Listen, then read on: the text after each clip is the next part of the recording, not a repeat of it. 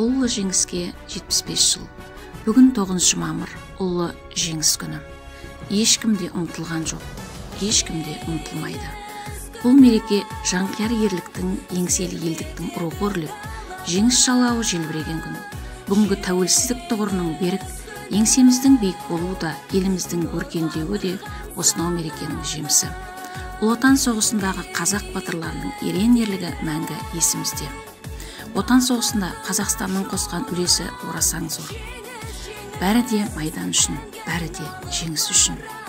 Қазақстандық 528 жауынгердің Кеңес одағының батыр атағыменен 110 мың адам даңқ орденімен марапатталды. 2 атқыштар дивизиясы, 4 кавалериялық дивизия, 7 бригада, 50 полк құрылып майданға аттанды. 1.200.000 соғысқа аттанған жауынгерлердің 600 мыңы оралмады. Шығыстың қос жұлдызы Мәншүк пен Әлия Кеңес одағының батыры атағын иеленді. Хиуаз Доспанова қазақтан шыққан тұңғыш әйел ұшқыш, халық қаһарманы. 1943 жылы Алматыдан 185 қыз майданға аттанды. Олардың ішінде 73-і қазақ қызы еді. Олардан ұшқышта, танкисте, радисте, барлаушыда, партизанда шықты.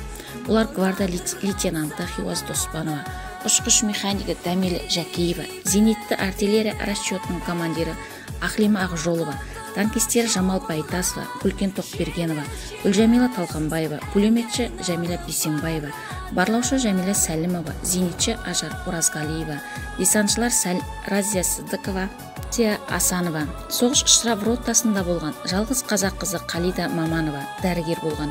Қалида Сталинге хат жазды: "Егер мен халық жауы болсам, штраф ротаға жіберіңіз. Тірі қалсам, менің отбасыма маған тағылған жаланың барлығы алып тастайсыз." 1969 жылы Қалида медицина ғылымдарының докторы атанды. Соғыс заңы өте қатал заң. Бауыржан Момышұлының ерен ерлігі ешқашан ұмытылмайды. Сағайдай жарқылдаған отты елі бар. Қаһарлы сөйлесе де қайырымы мол, өз мүддесін, ұрпақ мүддесін ойлаған, қара қылды қақ жаратын, әділдіктен жаралған ойы тұңғиық, қимылы қылыш Бауыржан есімі, ерлігі ұлы жеңіске шексіз үлес қосқан сан бабаларымызды қайсар келбетін көз алдымызға елестетіп, болашағымызға күш қайрат рух береді. Аға ұрпақ алып берген жеңіс бүгінгі күні де бізді жетістіктерге жігерлендіреді, жанымызға қуат береді, қиындықтарды жеңіп алға ұмтылуымызға көмектеседі.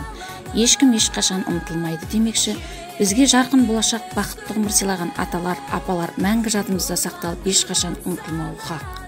Ұлы жеңісіміз баянды болсын. Тәуелсіз еліміздің көк туы көк аспанымызда желбірей берсін.